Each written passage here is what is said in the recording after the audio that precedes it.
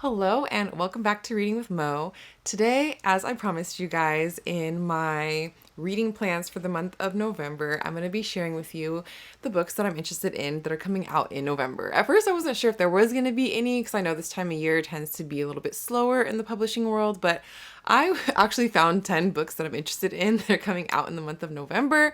So that definitely warrants a whole video so that I can show you guys them. They can be on your radar, and some of them will be coming out today when you're watching this video. Some of them will be coming out within the next couple of weeks, but this gives you a little heads up on what to expect to be published soon that I'm interested in. The first book we have is Bitter Honey. This is by Lola Akinmade Akerstrom. If you've read Everywhere She's Black, that is another popular book that she published. This is a story that takes place over 4 decades and it takes place on 3 different continents. The first storyline takes place in 1978, and in that storyline, we're following Nancy, who receives a scholarship that takes her from Gambia to Stockholm, where she ends up getting drawn into a romance with someone that could maybe be questionable, their world that they're involved in. And then the second storyline, it takes place in 2006, and we're following Tina, who has had some fame in Sweden as a sweetheart of pop music. Tina is Nancy's daughter, and Nancy is desperate to keep her past secrets hidden, but her unexpected appearance of Tina's father kind of throws a wrench in all of that. Next, we have a nonfiction book, and that is Black Owned, The Revolutionary Life of the Black Bookstore by Char Adams. This nonfiction book is a book all about books and bookstores, which are definitely a sweet spot for me.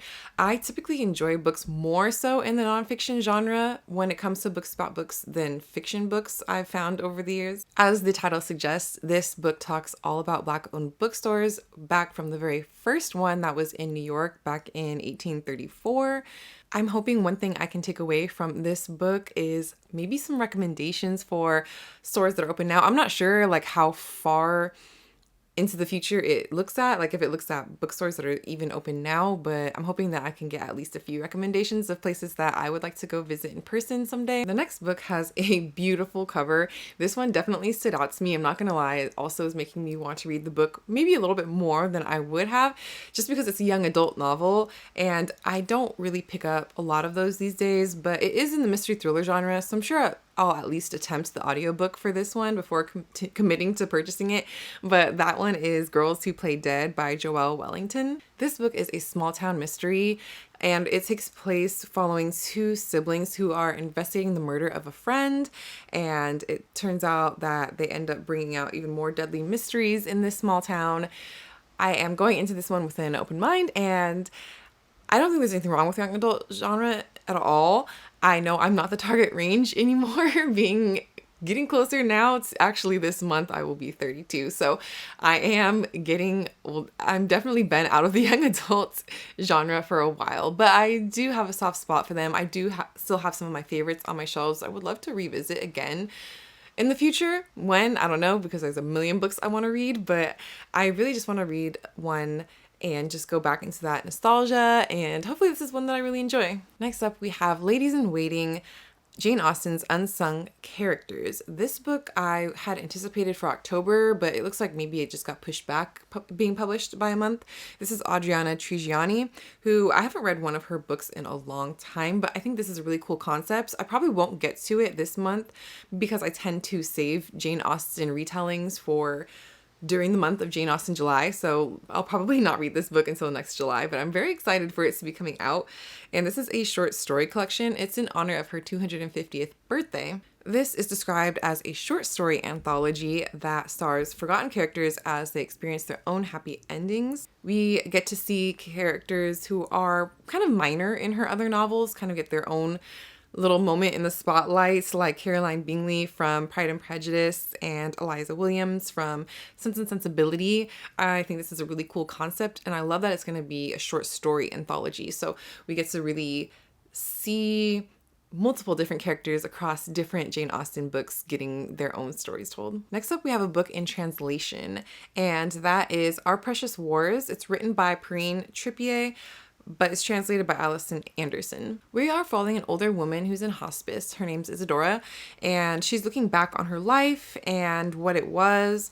She lived in this big sprawling house where she spent most of her life. Her memories of childhood and beyond are coming back to her season by season, and it's kind of just like a reflection on her whole life. I don't know, this seems like a very quiet and assuming novel, but one that could be very emotionally impactful. Now, it's not a reading with Mo wrap up if there's not at least one adult mystery thriller book in the mix, and the one that I'm interested in that's coming out this month is called The Bridesmaid by Kate Quinn.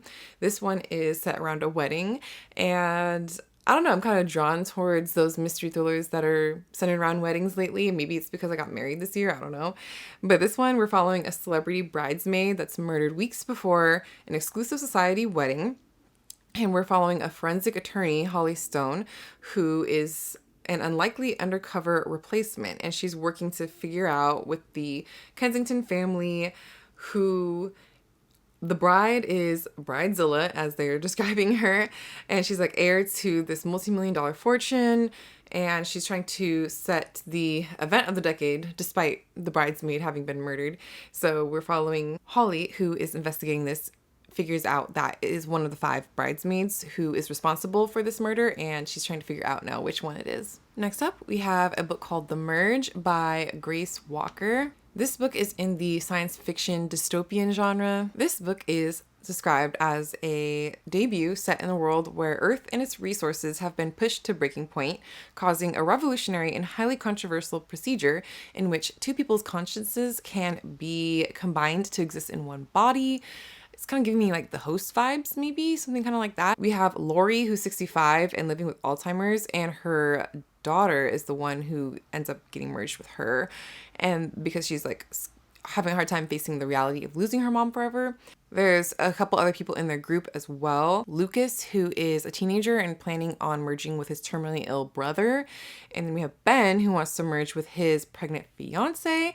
And then Jay, whose merging partner is his addict daughter, Lara. I think this is potentially be so interesting and so messy, but such a different perspective dynamic to think about, and I'm just looking for a good time with this. I hope it's very interesting, and I am very excited for this one. So if you can believe it, all those books that I just talked to you guys about are coming out on the first Tuesday of November. So if you're watching this video, they should all be available to you right now.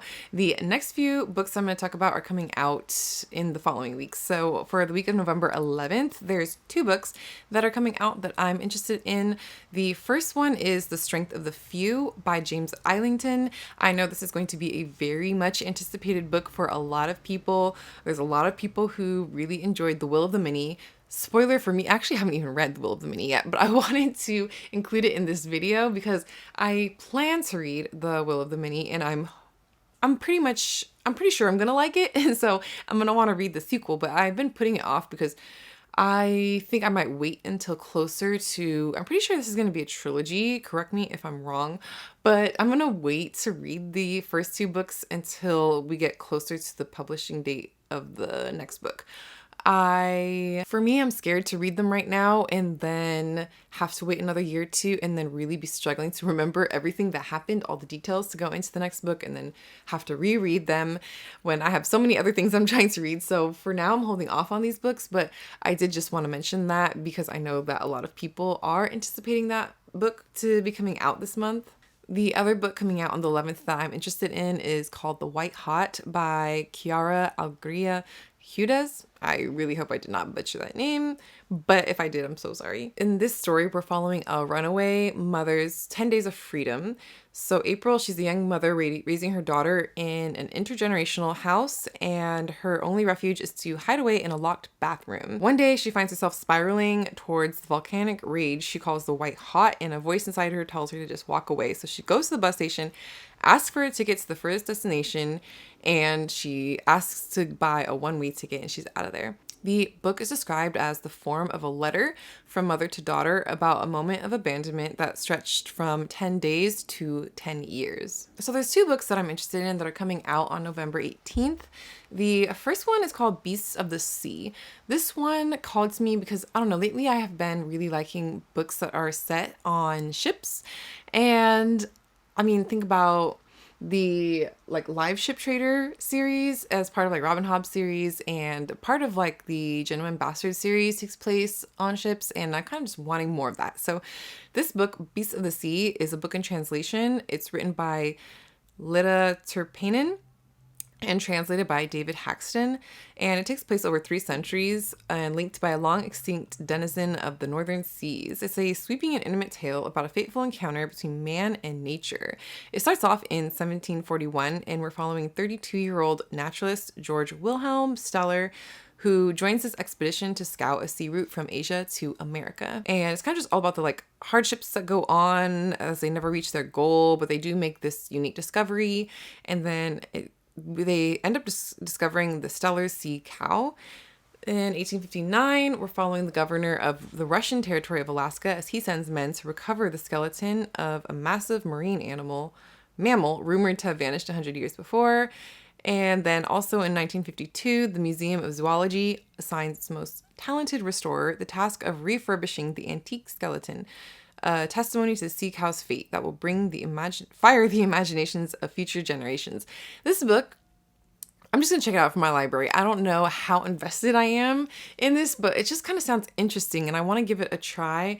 I haven't really heard anybody talk about this, and I just like randomly came across this book, and I don't know, it just sounds kind of interesting. I just want to give this a shot and see what happens, see if I end up really loving this book or not. Then last but not least, we have I, Medusa by Ayana Gray. Now that's the opposite of Beasts of the Sea. This book I have been seeing all over Bookstagram lately. I know a lot of people are highly anticipating this book. It has a really beautiful cover. I've seen some special editions as well floating around on the internet, so maybe if I read, or I'm probably going to listen to this on audiobook, but if I enjoy it, then maybe I'll look into purchasing one of these special editions that are coming out. And this is a Greek mythology retelling, reimagining. This is a genre that I do really enjoy picking up, and this is a reimagining of, as the title suggests, Medusa, who I have read a few different retellings of her before. This one's described as following a girl named Medi, who spent her whole life as a footnote in someone else's story. Out of place next to her beautiful immortal sisters and her parents, she dreams of leaving her family's island for a life of adventure. When she catches the eye of the goddess Athena, who invites her to train at their temple, she leaps at the chance to see the world beyond her home. It takes place in the colorful market streets of Athens, in the chambers of the temples, and she's flourishing in her new role, and she gets her first bit of power, but then she's noticed by another Olympian, Poseidon, and the course of her future is very much altered. So those are all 10 books that are going to be coming out in November that I'm interested in. Let me know if there's any that I missed that you guys think I should check out, or if there's any books that you're particularly excited to get to in the month of November. Don't forget to like, comment, subscribe. Stay tuned. I will be posting a book review next on Friday. I'm hoping to go ahead and post my first, at least in a long time, I can't remember last time, standalone book review. I'm going to be reviewing The Tenant of Wildfeld Hall by Anne Bronte, a book that I read as part of Victober last month that I really enjoyed. I want to try, I haven't recorded this yet or even like took notes or scripted this out, but I want to do a spoiler and non-spoiler video. First half, I'll give my review on the book a little bit more in depth than I did in my October wrap up, and then I will give some spoilery reviews at the end of it as well. I really enjoy seeing when people give spoiler reviews of books, especially when it's something that I've read before or something that I know I'm probably not going to get around to reading, but I still, want to know what's up and what's going on with the book. So I just wanted to share that with you guys. You can anticipate that to be coming out next on Friday, hopefully if everything goes to plan. But that's it for today. Don't forget to like, comment, subscribe, and I'll see you guys in the next one. Bye!